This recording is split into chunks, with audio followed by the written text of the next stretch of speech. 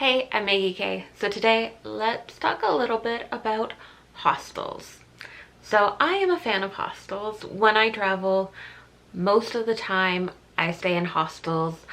And these days, the travel industry as a whole has been affected a lot by COVID. And I feel like hostels specifically have been super impacted by it because hostels are this inherently social and communal kind of place. And yeah, those are the kind of things we shouldn't be doing in the times of COVID. So yeah, I wanted to talk a little bit about this. So I actually work at a hostel. That is the job. My main job that I have right now is working at a hostel. As well, recently I stayed at a different hostel when I was in Canmore. If you saw my last video, I stayed overnight at a hostel there. So I feel like I have a fair idea of the changes and how things are a bit different now compared to pre-COVID. And I just wanted to talk about some of the changes I've noticed and experienced and gone through myself.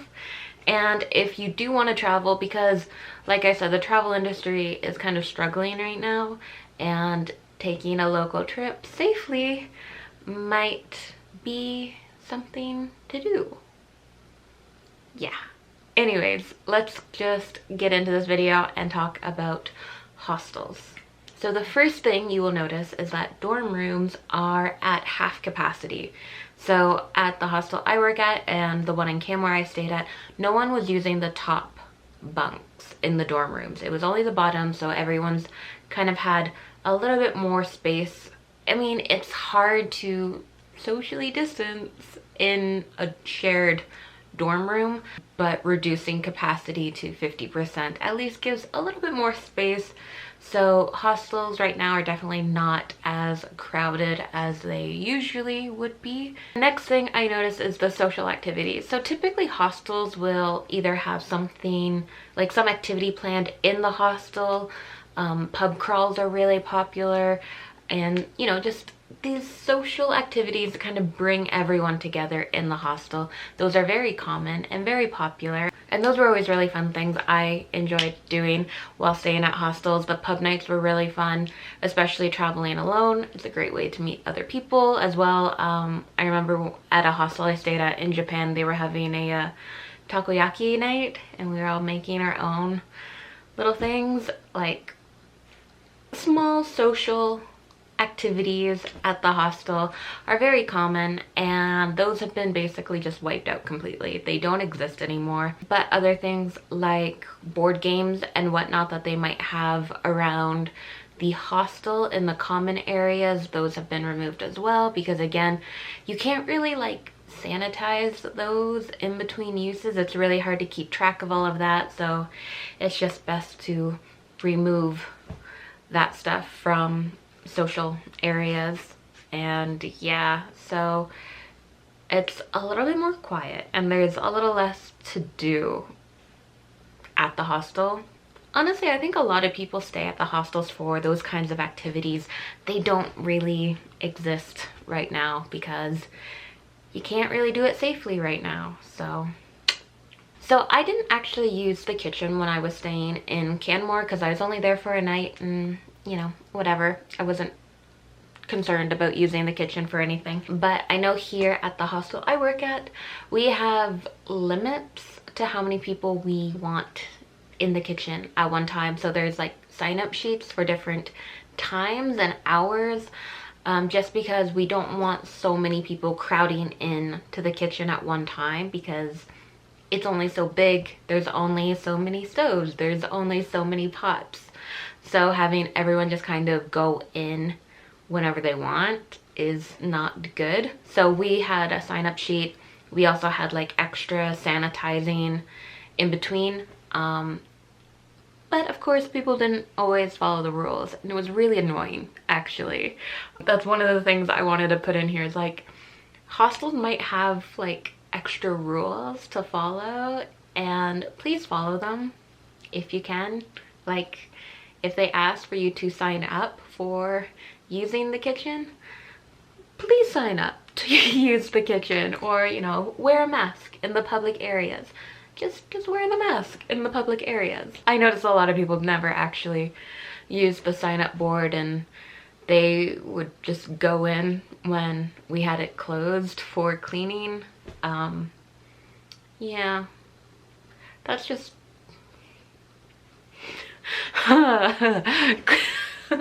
clearly I have a lot of feelings about people not following rules. Please follow the rules if you stay at a hostel and they have rules in place to keep you safe.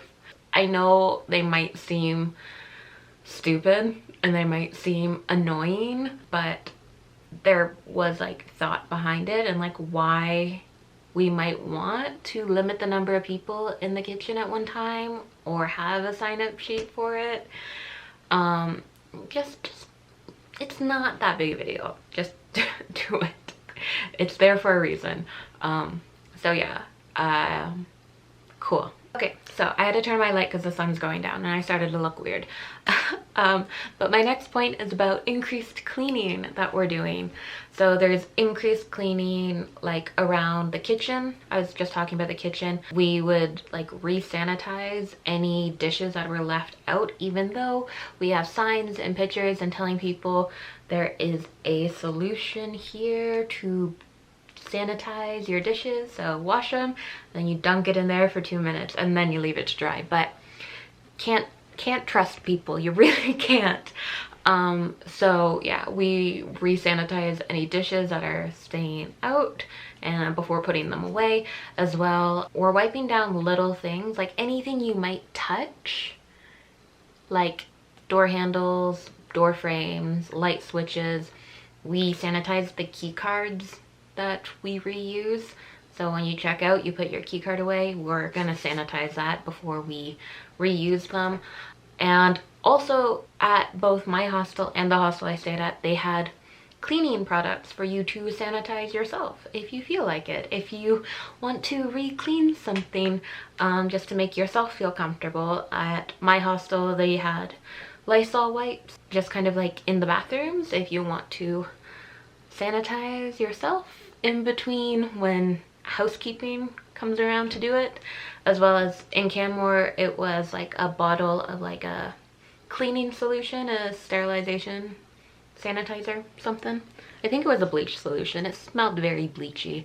And there was wipes, like rags, to clean the bathroom if you felt the need to do so before using it. So it's kind of like a combined effort. Like, we're doing as much cleaning as possible, but we're also going to allow you to sanitize yourself if you feel so inclined.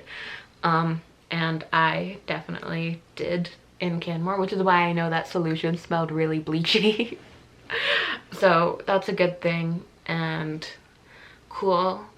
Again, it's just these extra steps to try and make sure that no one gets the COVID from staying at a hostel. So yeah, I think that's everything I noticed. The differences between what staying at a hostel was like to what staying at a hostel is like now. It's definitely a lot less social. Like I said, without all of the activities and whatnot, limited number of people in the lounge at one area kind of thing. But I still think it's a good place to stay, and I'm planning a trip right now myself, and I am planning on staying at hostels during that time. So again, I think it's kind of like when I was talking about airplanes coming out to Alberta. If everyone follows the procedure, if everyone, you know, wears their mask, if they sanitize correctly, if everyone is taking the proper precaution and following the rules that are in place, things will be fine. Things will be fine.